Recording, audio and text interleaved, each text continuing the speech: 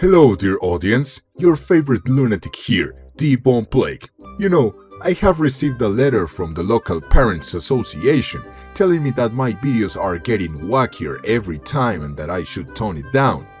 Weird, I actually think my videos are pretty tame, and that's why we're upping the ante today, since we're going to check some games based on one of the wackiest licenses ever, the Looney Tunes. So, get your carrots, anvils, and Acme artifacts, because things are gonna get crazy.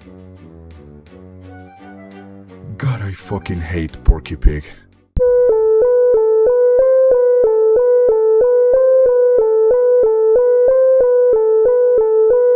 Alright, I know it might not be necessary, but let's put a little context. Looney Tunes is an American animated franchise produced and distributed by Warner Bros.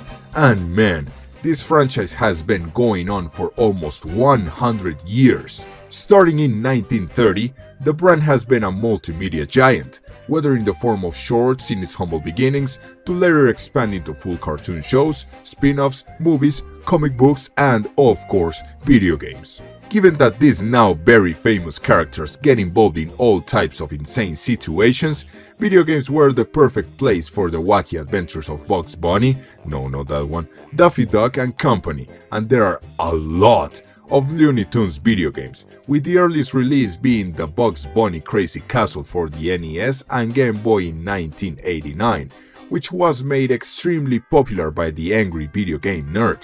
But we're not here to go back so far into the past, that is his job, not mine. We're instead going to take a look at the games released for the 5th and 6th generation of consoles, starting with the first 3D game to ever feature these characters, the all-time classic, Bugs Bunny Lost in Time. Bugs Bunny Lost in Time is a 3D platformer and collectathon developed by Behavior Interactive, yes, those of Dead by Daylight fame, and published by Infogrames.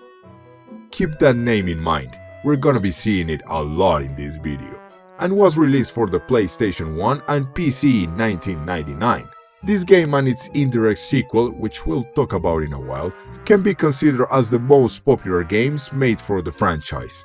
The cover art for this game is just excellent, but there's something I've always found very curious. We can see many representative villains from the game, like Marvin the Martian, Yosemite Sam in his pirate captain persona, Hazel the Witch, and this purple thing that kind of looks like a hippo. I was never sure why that character was there, as I don't recall any hippos being in the game, let alone purple ones.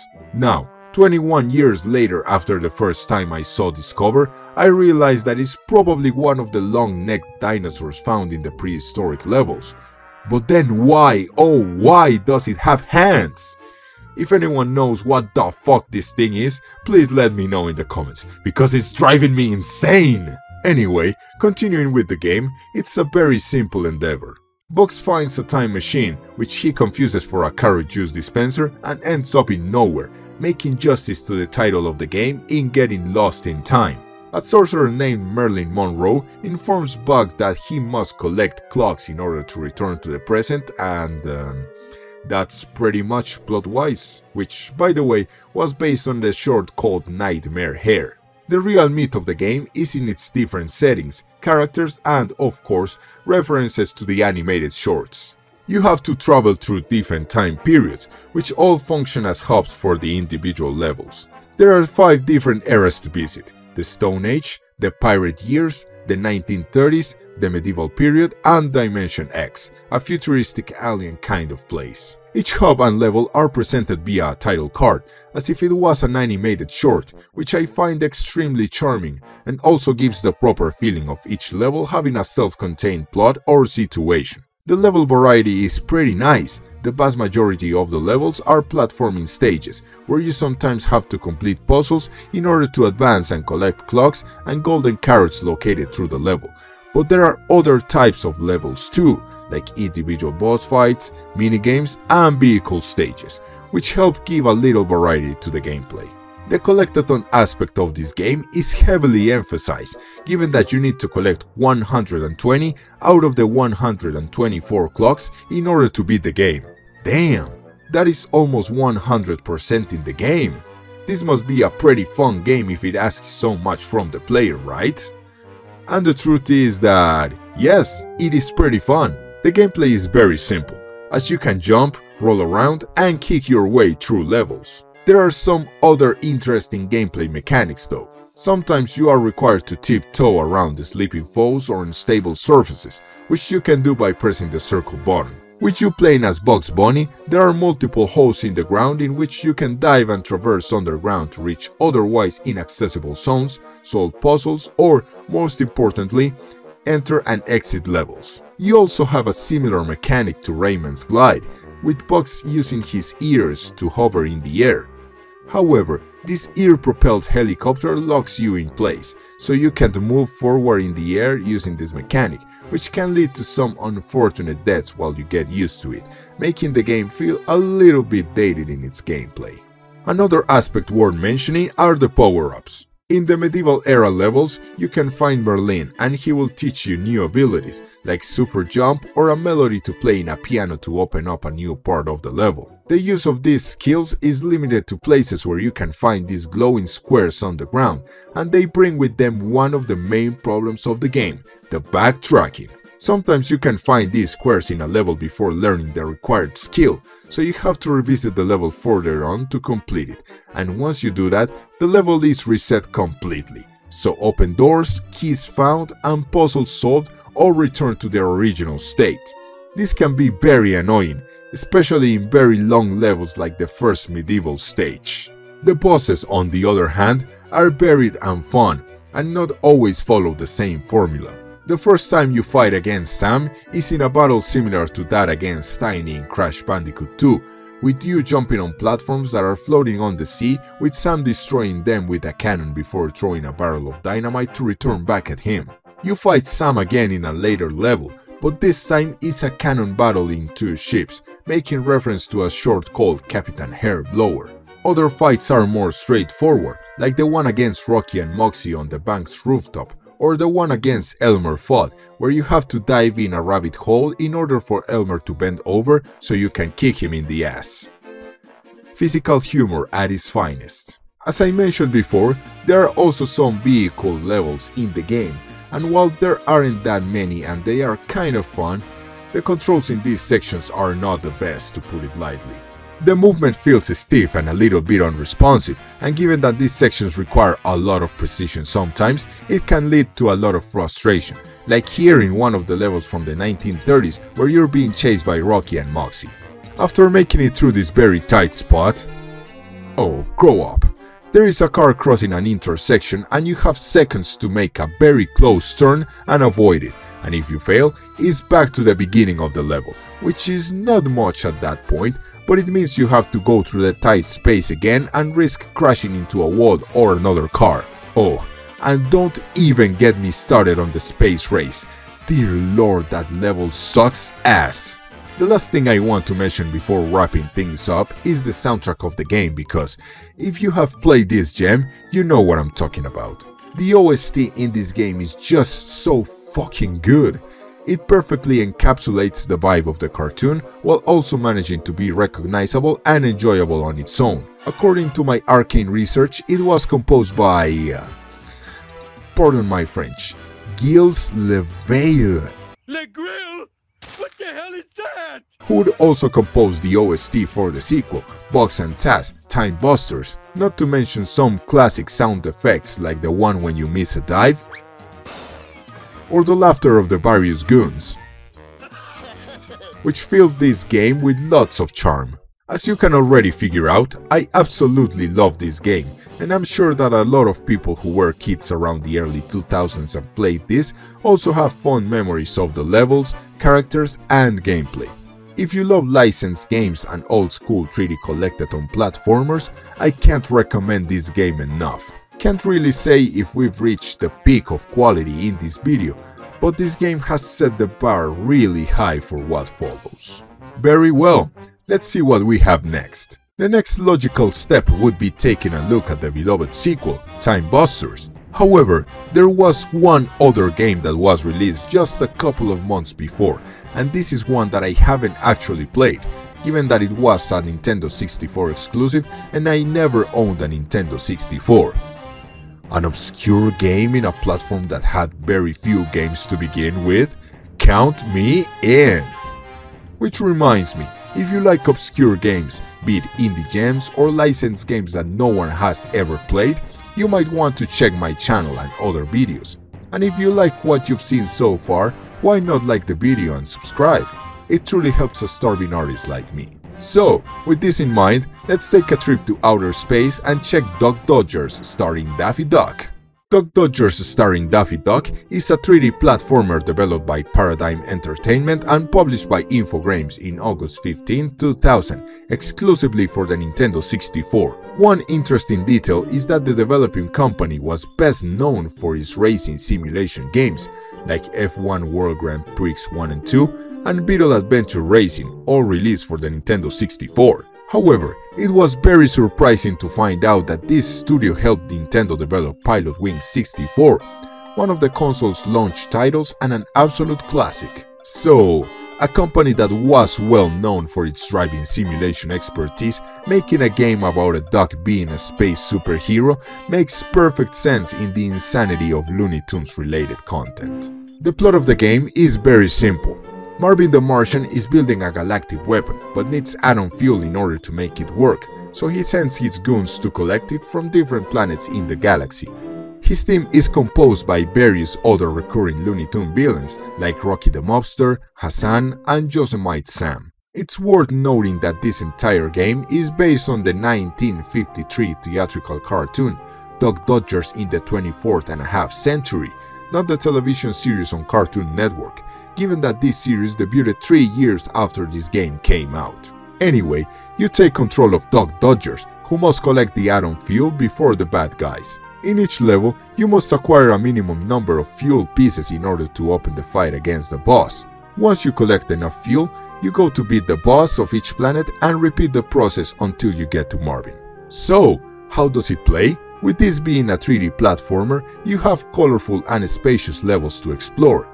But unlike other games like Mario 64 or Banjo-Kazooie, the levels here are divided into multiple smaller sections, with a sort of main hub connecting the different sections. A very nice detail is that, whenever you enter a different part of the level, or pause the game, you have a little reminder of how many atom fuel pieces you're missing in that specific section, helping you to keep track of your progress. You have all the normal moves of a platformer, like a normal and double jump, attack, and, as it's kind of a staple with these Looney Tunes games, the ability to tiptoe as to not make noise, even though it is only used once in the entire game.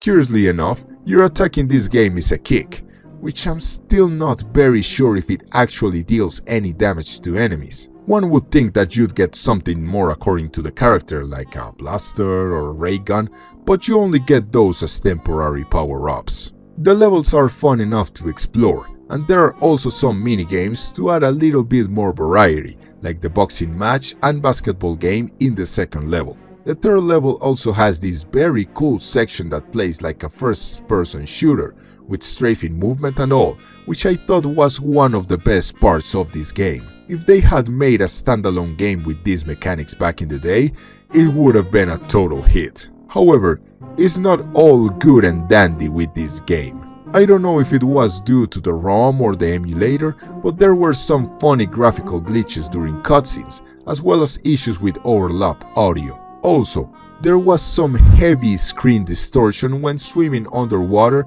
or some parts of the levels. Unfortunately, this actually prevented me from finishing the game, given that it happened 90% of the time in the fourth level, and it was nearly impossible to play like this without going fucking blind. Another aspect that makes the game a little peculiar is that, unlike Lost in Time, this one has a life system. Once all your lives are depleted, you get a game over and return to your last save.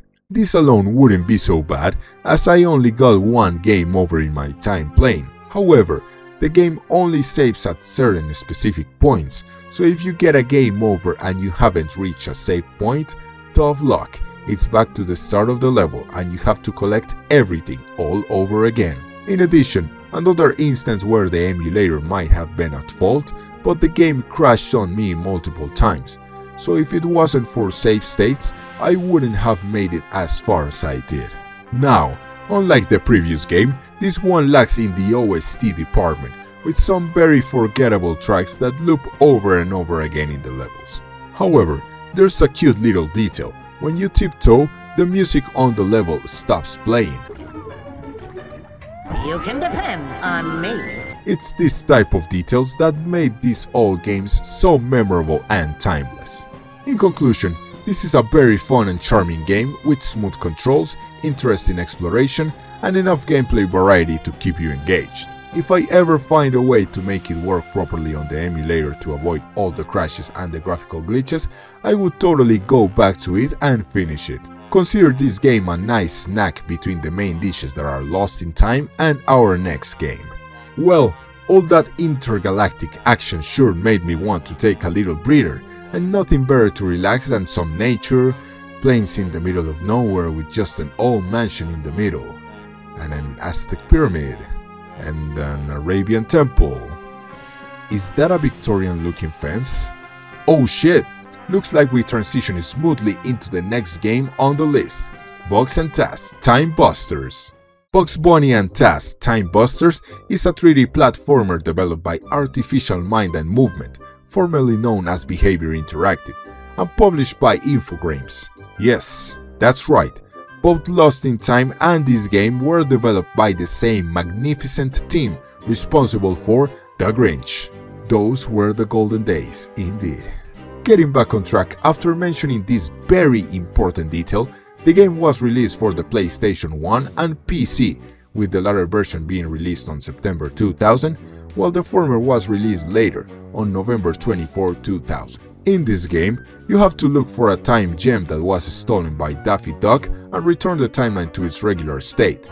In order to do this, you have to travel to 4 different eras: the Aztec times, the Viking era, the Arabian times, and Transylvania?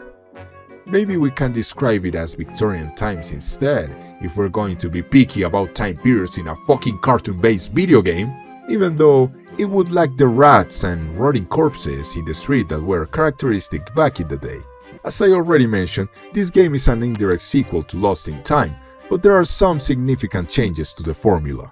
The main aspect that differentiates this game is that you use 2 characters throughout the adventure, Bugs Bunny and Taz, each of them having different abilities that complement each other. For example, Bugs can jump higher and tiptoe, while Taz can destroy harder objects using his tornado spin and is strong enough to lift heavy objects like boxes, which Bugs could lift without trouble in the previous game, but let's not mention that for the sake of the plot.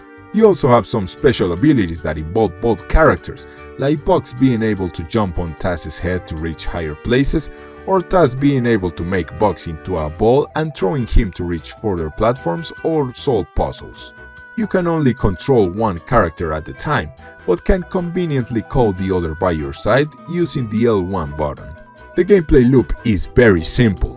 In order to face the boss of each area, you must collect 3 boss tokens to open up the boss's dungeons, so to speak, and these are found in 3 different areas. The main hub, where you must solve a puzzle or do a variety of tasks in order to get the token, the trouble section, where you must either win a race or get from point A to point B while sorting all kinds of obstacles, and the adventure section, a small level where you must beat a mini boss or solve some puzzles to get the token at the end. But wait, there's more!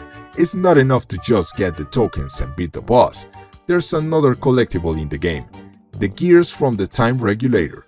You get these from exploration in the levels, destroying objects, finding all the hidden characters and sending them to their correct era, by kicking them in the ass of course, and completing minigames accessed through the main hub of each area. This can be sports related to the time period, Simon Says style games by memorizing a button pattern, or other wacky stuff like catching monkeys or preventing spinning plates from falling to the floor. There is a nice gameplay variety to keep you hooked through the adventure. Also, you better make sure to collect as many gears as possible because, following the steps of its prequel, the game asks you to get almost all the gears in the game up to that point in order to get access to the final level. Or you can, glitch the fuck out of the game to get to the final level, but I digress. Controls-wise, this is a huge improvement from Lost in Time. The movement of the characters feel more fluid and smoother, with accurate platforming no longer being an issue. Even though precision is not something really required in this game, given the open nature of the stages. Now you can move around while hovering using Box's helicopter ears, and the vehicle sections, while not perfect, control a lot better here. Except for the shield race. Man, getting all the collectibles there is a fucking nightmare.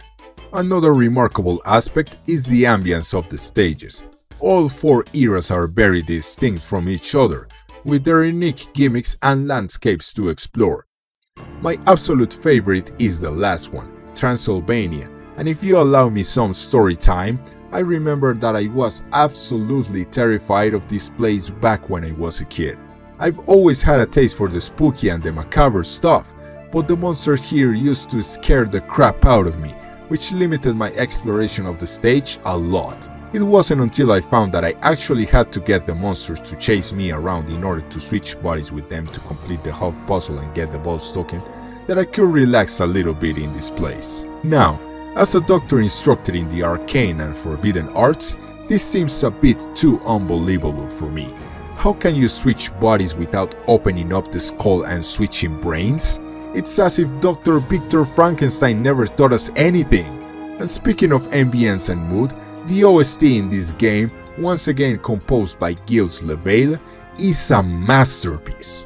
The instrumentation and composition of the songs perfectly encapsulate the time era of the levels, so much so that you can immediately associate the songs with the time period.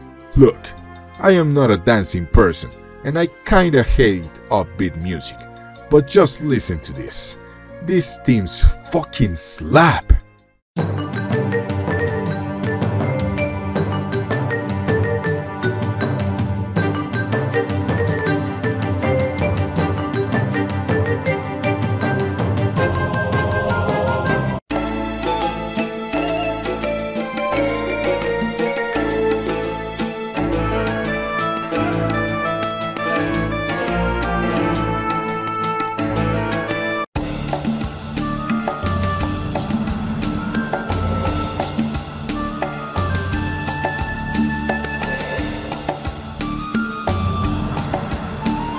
On a less positive note, I think the bosses in this game miss the mark by a lot. The levels before the bosses are great, with some clever puzzles to complete in order to get to the boss and some heavy exploration to do, especially in the first level where you can't call your partner to your side, so you better make sure you are together at all times. Fun tip, you can actually kinda control both characters at the same time. If you use the right analog stick, your partner will move around, and this is especially helpful in this first boss level. I was 100% sure that all boss levels use this restriction, but playing the game again for this video, I found out that only the Aztec Pyramid has this restriction for some reason. However, once you get to the actual bosses, they are extremely simple and easy. The only one that actually required a bit of thought was Elmer, since you had to recognize the marks in front of him in order to activate them with the correct attack. Nevertheless, this is a fantastic game for fans of 3D platformers and collectathons, and the improvements made from the previous game have made this game age way more gracefully than its predecessor. If you want to have a good time, call me. If you want to have a good time, grab a friend and play this game co-op. Trust me, you won't regret it. 3 adventures in and we still have quite a lot to go, so why don't we do something a little bit different? Consider this as the middle point of the journey, and to get to our next destination we might have to drive a little bit, so why not do it in style? Let's take a look at our next game, one of my childhood favorites, Looney Tunes Racing.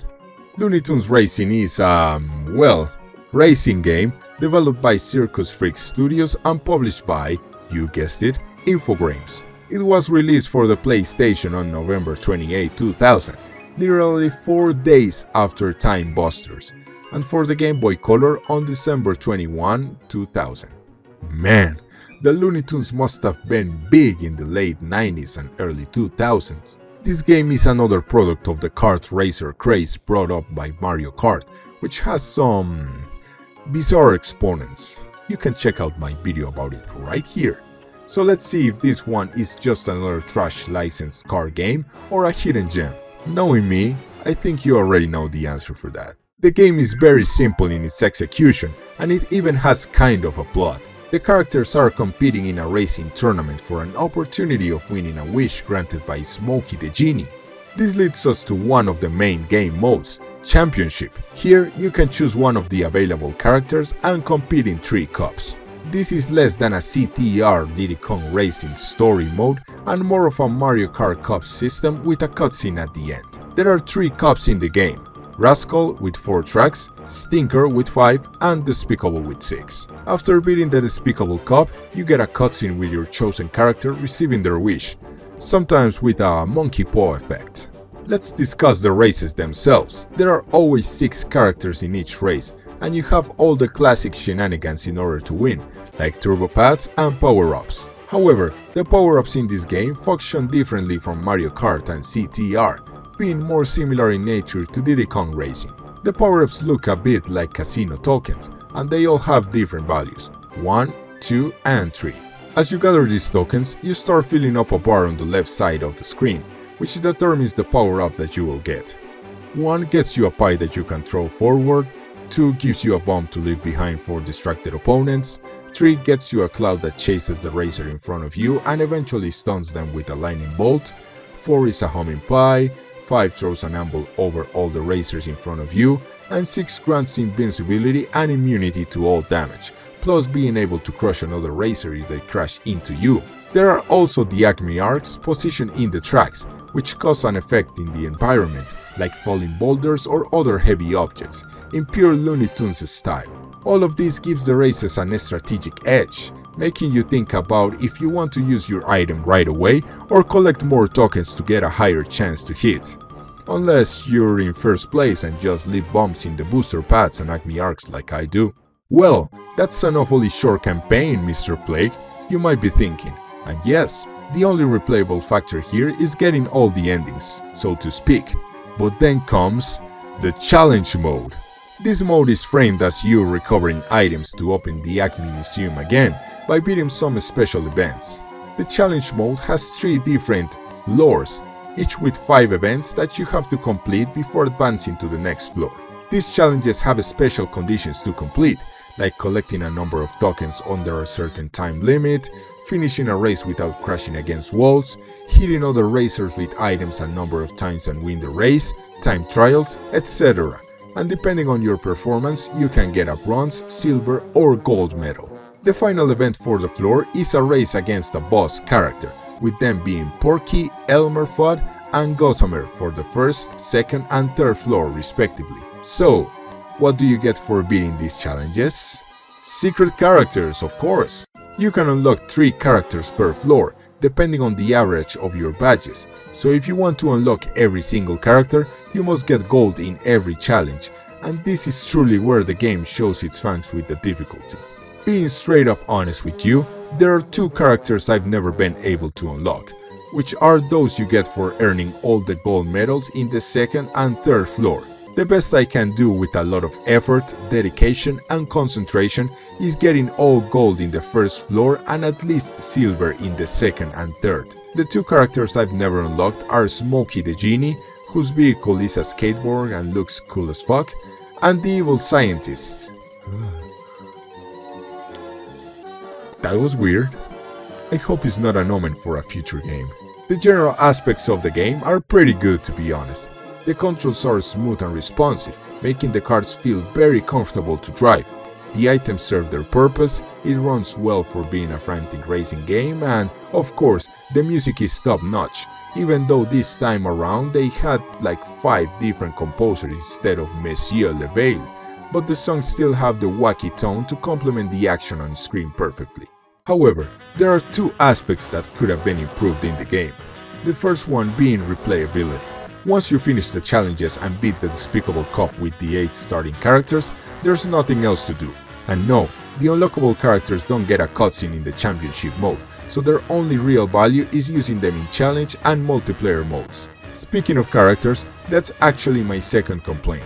You see, the characters in this game have no visible stats, so one must assume that all characters are equally fast and easy to handle. When you play, you could say that some characters feel faster or heavier than others, but there's no actual way to prove it apart from the experience you're having. This renders most unlockable characters as mere bragging rights, given that you'll rarely use them.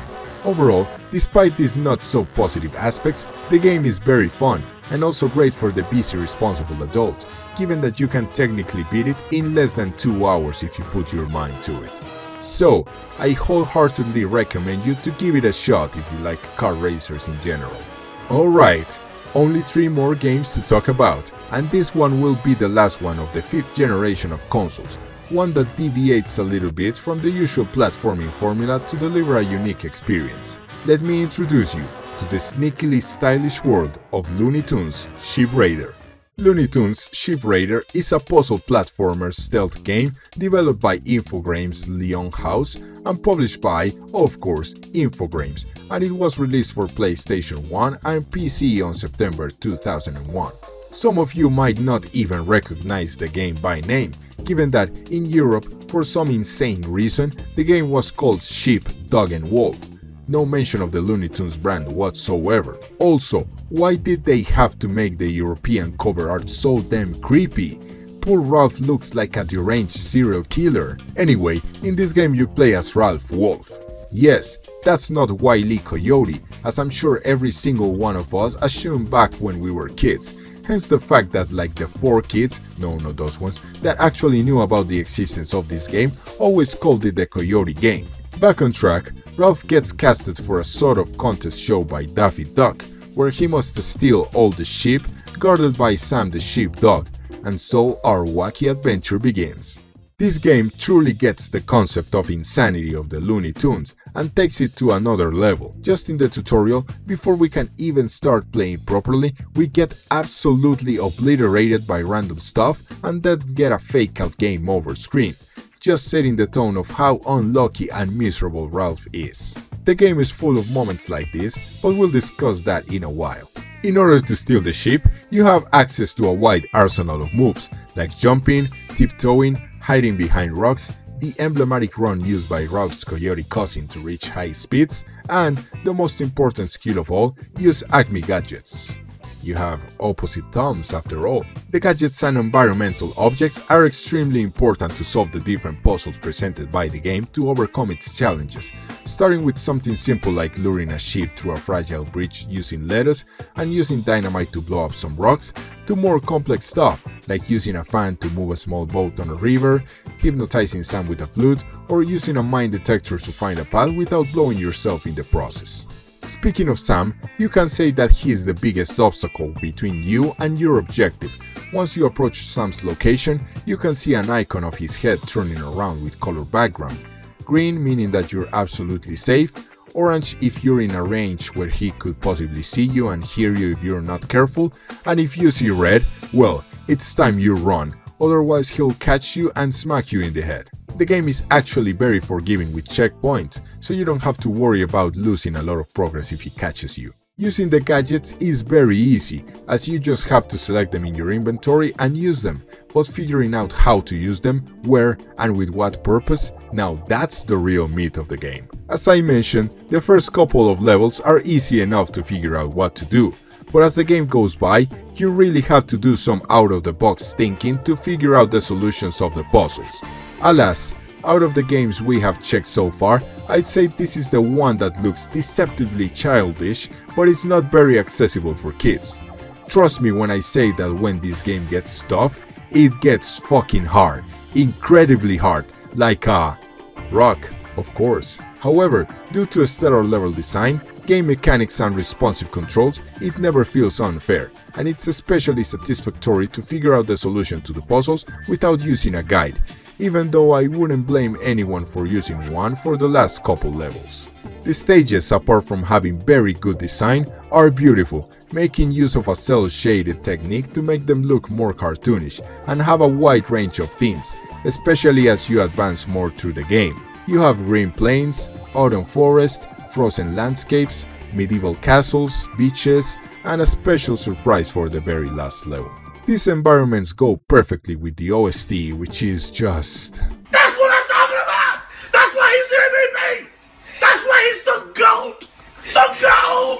Composed by Eric Kaspar, you have some jazzy tunes, as well as one of the best drum and bass songs to ever grace the PS1 era. Apart from the Ape Escape OST, of course. This game is full of charm, insanity, and wacky situations. If you think that the other games related to the franchise are too easy and simple, make sure to give this one a chance.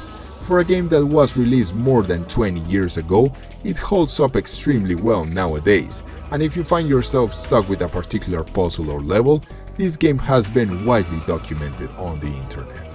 Well, that marks the end of the Looney Tunes games on 5th generation consoles, and before I continue with the remaining 2 games, I'd like to remark something very special I hadn't done before, and that's the fact that all 4 PS1 games were dubbed in Spanish. I don't bring it up as much anymore, but I do live in a third world country, and Plague Country's official language is Spanish, so getting to hear the same voices in the games as in the cartoons was a huge plus. Take into account that this was a time before video game localization became a standard practice in the industry, so these games have a special place in my heart, despite the flaws I've found in these recent playthroughs. So, if that's what they made in the 5th generation of consoles, what we have left should be pure gold, right? Let's not waste any more time and check our next game, Looney Tunes Back in Action.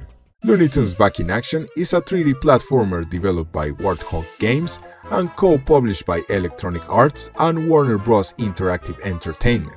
Well, look at that. This is the first time I'm going to cover a game published by EA.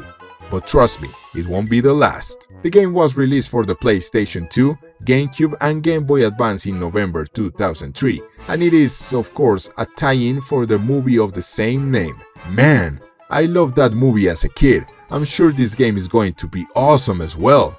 I gotta say, for a movie tie-in, this is very different from the movie. There's no Brendan Fraser, no the blonde executive I don't know the name of. The only similarities are the main villain being the Acme CEO, and the plan involving the blue monkey crystal turning humans into monkeys. Maybe that's the reason why Brendan Fraser wasn't in the game. Perhaps he was one of the monkeys running around the levels. Let's talk about the gameplay. This is supposed to be a 3D platformer, but it's not quite there. Sure, you jump around, but platforming is not really the main focus of the game, to be perfectly honest. Your objective in the game is to catch the Acme CEO, who turned into a monkey himself thanks to the blue monkey and is somehow traveling around the world with the gem. You play as both Bugs and Daffy, with each having unique skills. For example, Bugs can double jump and dig into soft ground, while Daffy can glide a bit in the air by shaking his arms and also swim. You have both characters in the open at the same time, but make no mistake, this is not Time Busters. The character swapping mechanic isn't as smooth as it was in that game. It takes longer to take control of the other character, and you can't call your partner everywhere, only by using the mailboxes that serve as checkpoints in the game. As I mentioned before, platforming is not the main focus of the game, as most of the time you'll be engaging in either puzzle solving or minigames. Around the levels, you can find some doors that serve as temporary power-ups for our heroes in the form of costumes. You have to pay in order to get them though, so keep that in mind, as these abilities are essential in order to advance in the levels. Bugs can be a cowboy, a spy, or a hula dancer, all with different abilities, while Daffy can only transform into Danger Duck, which grants him invincibility and the ability to drive vehicles. In the case of Daffy specifically, you must use him to complete various minigames in the levels, either in his normal form or his Danger Duck persona. These include tagging a bomb to other cars, a race against the Instant Martians, one that is infinitely easier than the one in Lost in Time, thank God, and a wrestling match. Is that supposed to be Goldberg? Never mind, these transformations are very situational, mind you, and are bound only to the areas where the door is. As these games need to have some kind of collectible, this time we're going to be collecting monkeys. Sure, I guess we're saving the people turned by the blue monkey, but man, this makes no sense whatsoever. Each level has a number of different missions that reward you with monkeys, from helping someone out to just chasing the fucking monkeys around and smacking the shit out of them 3 times. In addition to these missions, there are 2 secret monkeys in each level, one that you get by helping Granny find Sylvester and Tweety, and the other one being sold by Foghorn Leghorn, like a bizarre and shady monkey trafficker. It is worth noting that I discovered the Foghorn Leghorn thing by chance, given that the prompt to talk to him is so inconsistent that you could spend the entire game without knowing about it. The final way to get monkeys in a level is to find the 7 Acme seed packages hidden throughout the levels to unlock a minigame in which Wile E. Coyote chases after the Roadrunner using a rocket in a busy road in the fucking desert. Once you catch the Roadrunner, it transforms into a monkey. Because of course. However, as much as I liked the movie, I can't really say the same about this game. The movement and overall controls are very sluggish and stiff, making the platforming sections very frustrating. The stages are nothing to write home about, although they are at least based in the locations visited in the movie, like the Louvre Museum in Paris, Yosemite Sam's Casino in Las Vegas, and Area 52. Some of these stages can be very confusing as well, as the assets can be so similar that once a new area opens up, you might not know the correct way to get there. This was very noticeable in both the museum and Area 52 stages. Another glaring issue is that the enemy variety is pitiful, with only 1 or 2 different enemies per stage, and the few fights that can be considered as bosses, even though calling them bosses would be very generous, like Elmer fought in the museum and Sam in the casino, are extremely underwhelming. But what about the final boss, you might ask? Well, I can't really tell you, because I couldn't actually bring myself to finish the game. You see, it seems like a tradition in Looney Tunes games of this era to ask the player to collect almost if not all collectibles in the game in order to beat it. Well, imagine my surprise once I made it to the end of that last level, only to get a cutscene with Bugs telling Daffy that they have to find all the monkeys before going into the final battle. The game requires you to get 35 monkeys in order to advance, and by the time I got there, I had only 23 fucking monkeys. Yeah, no thanks. There's no way I'm going to continue playing this piece of filth. Not even the OST is good, and that's a harrowing thing to say considering how good the music has been in almost all the previous games. So, Mr. Plague, is there anything good to say about this game? Actually, yes. In some parts of the game, you can find Owl Jolson, the little owl that sings the I Love to Sing a Song. For some reason, I've always found this very funny, especially after watching the first South Park episode back when I was a kid, when the aliens make Cartman dance and sing to it. With this being said, stay away from this monstrosity and go watch the movie instead. Now we know the reason why Brendan Fraser is not in the game. I wouldn't like my name to be associated with this thing either.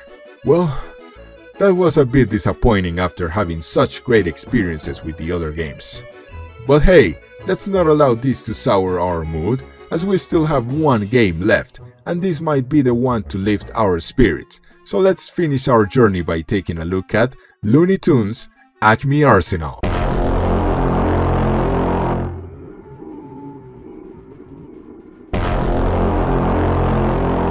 Looney Tunes Acme Arsenal is an action-adventure game developed by Red Tribe, studio responsible for gems such as Space Chimps and Hairy Balls? Let me Google that one out, and oh dear lord, don't Google it, don't Google it! The game was published by Warner Bros. Interactive Entertainment and was released on November 9, 2007 for the Wii, Xbox 360 and PS2. In the cover you can see both Bugs and Daffy holding some guns.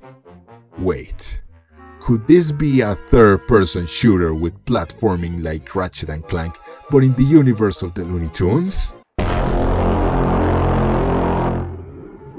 Something's about to go horribly wrong, isn't it? The plot of this game is, well, not explained very well at the beginning, or maybe I didn't pay enough attention. At first, it's just the characters in an evil scientist's castle, and then after finishing the first level, you learn that said scientist, called Dr. Frankenbeans according to the Looney Tunes wiki, is messing around with a time machine, sending some robots back in time to eliminate the Looney Tunes' ancestors, and so they must stop him or else they won't be born, I guess. What's with these games and time travel? Anyway, The objective of the game is beating all the levels in order to save the ancestors and confront Dr. Frankenbeans in an epic final fight. This is a 3D action platformer with both melee and ranged combat, in which you always have two characters you can swap between, unlike previous games where you had the two characters physically in the levels at all times. There are a number of playable characters in the game, like Bugs Bunny, Marvin the Martian, Daffy Duck, and Foghorn Leghorn. However, the characters are predetermined for every level. There are apparently different skins for the characters, which you collect in the levels, but I could never figure out how to use them. When you start a level, you only have your melee attack by default, but throughout the level you can find different guns laying around or dropped by enemies. There are also some booths where you can buy the guns using coins dropped by the enemies, but the gun system in this game is very flawed. There are no ammo drops in the levels, unless you defeat an enemy carrying the same gun type as you, and even then, it's not guaranteed that it will drop the gun, and if you run out of ammo, it just disappears from your hands. Also, if you die while holding a weapon, it also disappears, and if you had the misfortune of buying that gun from one of the booths, you don't get your coins back, because fuck you, that's why. Alright, what about the controls? Oh, you will laugh, but I sure as fuck didn't. You see, I had the interesting idea of playing the Wii version since I don't own a 360 and recording footage from the PS2 version on the PS3 would have been hell. If you ever had to record footage from a PS3 using an Elgato capture card, you'll know what I'm talking about. Whatever, once I started the game, guess what I found? In this game, you attack using motion controls, and the controls in this game are horrendous. To be perfectly honest, I would have rather made a mess in the room and taken the extra time to play and capture the game on my PS3. You can find a lot of enemies sometimes in the levels, so you have to shake your arm a lot and it can get tired very quickly. I sure as hell can't think of a better way to use my arm like that and I'd have more fun. And no, I'm not thinking about that. Get your mind out of the gutter. But wait, that's not all the suffering you get from the motion controls. Oh no. The nunchuck is used to make your character spin. This can either daze the enemies a bit, giving you some much needed crowd control, or it can be used to gain some extra height and air time when you jump. This is absolutely crucial in order to get through some sections, and it's also finicky as fuck, as it seems to work whenever it wants to. Just look at this. Work, goddammit, work! I swear, I'm trying as hard as I can, and trust me when I said I sometimes felt like throwing my controllers out the fucking window out of sheer frustration. The controls end up making what otherwise would be a pretty mindless experience into a PTSD-inducing nightmare. Leaving the controls aside, if a character gets defeated, the other one will take its place, and if both die, you return to the latest checkpoint, represented by Tweety holding a sign in the air. Keep in mind that this only applies if you get killed by enemies. If you fall into a hole, or, I don't know, get impaled by spikes, it's right back to the checkpoint, baby. Except for this situation when I fell into some prehistoric tar, and instead of going back to the checkpoint, the other character appeared to die as well. Good times. As per the game's plot, the levels take place in different historic periods like the Stone Age, Ancient Egypt, the Old West, etc. So the fact that they managed to make the stages so utterly bland and generic is actually remarkable. The path you have to take is often very linear, discouraging the player from exploration. One good thing I can say though is that the robot enemies are always dressed according to the time period, so that's a nice little detail. While most levels are focused on combat and platforming, there are some vehicle levels to break the monotony, but the only good thing I can say about this is that I was really happy every time one of these levels showed up, because they were short and meant I could finish this stinky heap of trash a little bit faster. If you're wondering if the vehicles control properly, let me ask you something. If the developers didn't manage to get the normal movement controls right, what makes you fucking think they nailed the vehicle controls? Are you crazy? I guess the only thing left to talk about are the bosses, and well, what can I say? They are mind-numbingly easy and repetitive. There are not a lot in the game, which is a shame because that would mean fewer regular levels, but you just have to avoid their attacks for a while, wait for the moment to stagger the boss, dwell on it for a while, rinse and repeat. So, what do you get after beating the final boss? Turns out this little fucker was doing all that evil shit because the Looney Tunes bullied him when they were kids. So, I had to suffer through all of this because these motherfuckers bullied the weirdo with the giant head? Ah, fucking hell. In conclusion, what are my final thoughts about this game? Well, it took me around 6 hours to finish the game, and I can say with full confidence that this game looks horrible, controls horrible, is mindlessly boring, it runs terribly, it sucks ass, it's a piece of shit, a horrible abomination, and it shouldn't be experienced by anyone, ever, not even by mistake. Oh, and the music in this game is so repetitive and bad that I had to use the OSTs from other games in this section to avoid making it a complete snooze fest. Good fucking day! That has been all for today, my friends, and before anyone mentions it, yes, I did miss some games from the 5th and 6th generation of consoles, 4 to be more specific. Task Express, Task Wanted, Looney Tunes Space Race, and Loons The Fight for Fame. Not to mention some other games released for the Game Boy Advance. So if you'd like me to make a second part of this video covering the remaining games, let me know in the comments below. And hey, if you've made it all the way through the video to this part, thank you, you're fucking awesome. I'll see you all next time so we can enter the mysterious depths of Season 4. Is it Duck Season or Rabbit Season? Make sure to tune in to find out. And remember, one game a day keeps the plague doctor away. See ya!